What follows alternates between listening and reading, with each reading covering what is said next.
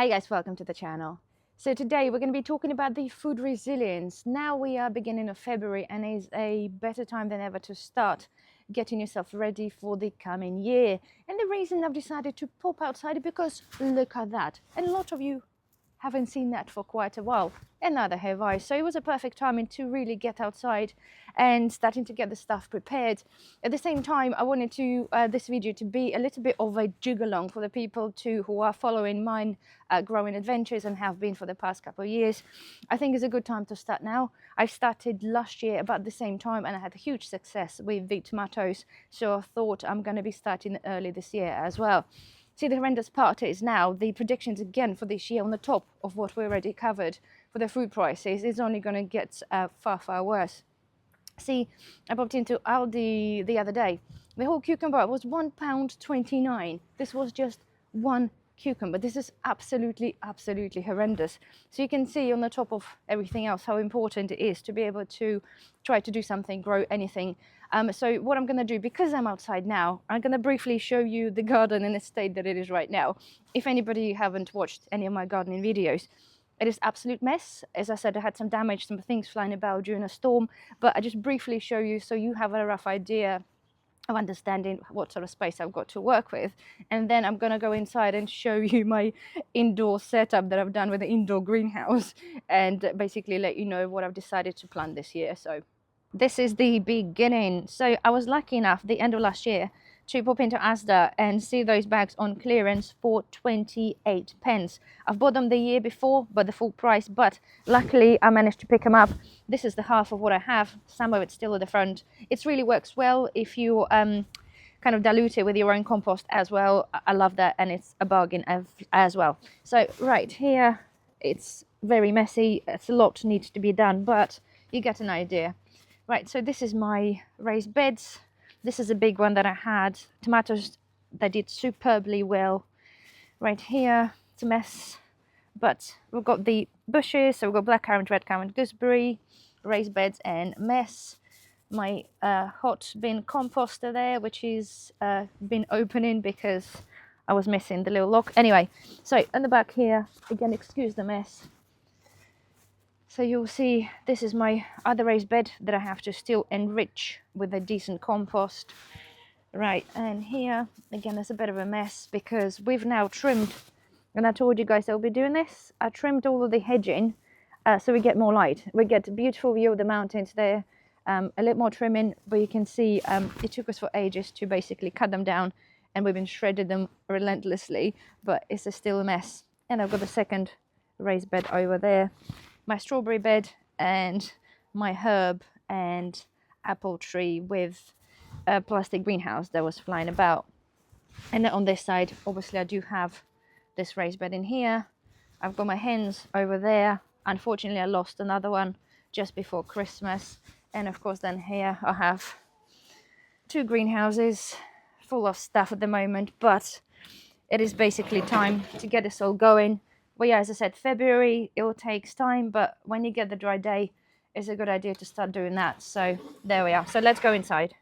So voila, right, this is my greenhouse for the inside. See, last year I've done similar thing, but I had two mini greenhouses side by side.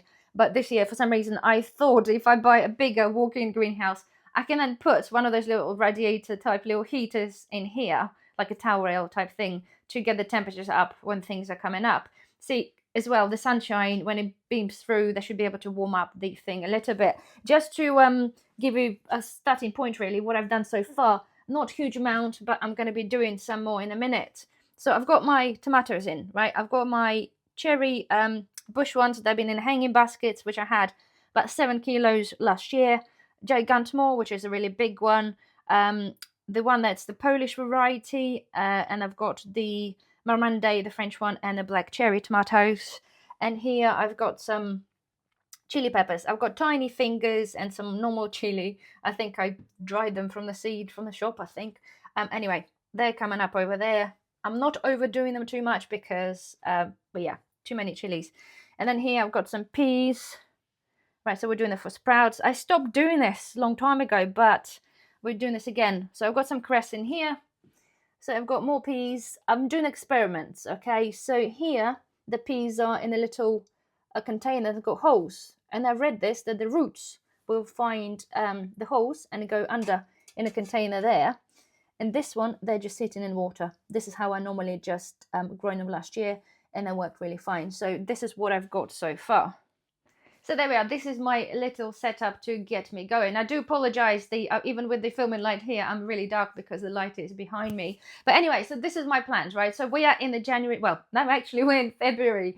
It's the beginning of February. And as I said, last year I started, I think, a week earlier with the tomatoes, and then successionally sow them. So I had plenty if something happened when they're gone outside. So that worked really, really well. So basically my idea is, guys, to encourage you, as we're talking about the food resilience and things are going to get worse, it's a really good time to start, okay? Because yes, okay, some people say it might be a little bit too early, you know, it could be cold outside, you need the space to keep them. But how I look at it, and it worked out really well for me last year, is plant something now, like tomatoes, which is the good time obviously to start them, and then wait another 2 or 3 weeks or maybe 4, and then plant again. So if so happen to have a prolonged, period of really cold weather and something happens to your tomatoes, you automatically have another batch behind it. I'm kind of hoping, and with the predictions as well for the year, is for it to be really, really mild. So far, the winter has been mild, and the year is predicted to be mild as well. See, last year, why things worked really well for me in terms of tomatoes, because purely the weather. The weather was okay. We had a heat wave. At the end, it kind of damaged them, but it worked really well. So now what I've got, as I said, I've got some tomatoes. I've got some herbs as well. I'm going to be planting more herbs now as well inside in the bigger pot in here. I'm going to try to grow them here all the time, and I want to do the rocket as well. Also, shortly, I'll be attempting to plant some cucumbers. Last year, if you watched my gardening parts, I've grown a cucumber in the kitchen, right, on the patio door, and that worked really, really well. So I had a harvest like 2 months before the due time, basically. So I'm going to try to do that as well. The point is, guys, right, when we're talking about the food resilience, whatever space you have, okay, at least the windowsill, you can either do yourself the peas, because you can sprout them, they're really good for you. You could seed some lettuce, again, really well to do on the windowsill, which I'm going to be doing as well. But now its timing is basically just tomatoes, peppers, chilies, and aubergines if you're going to be growing them. I'm changing to what I want to be growing.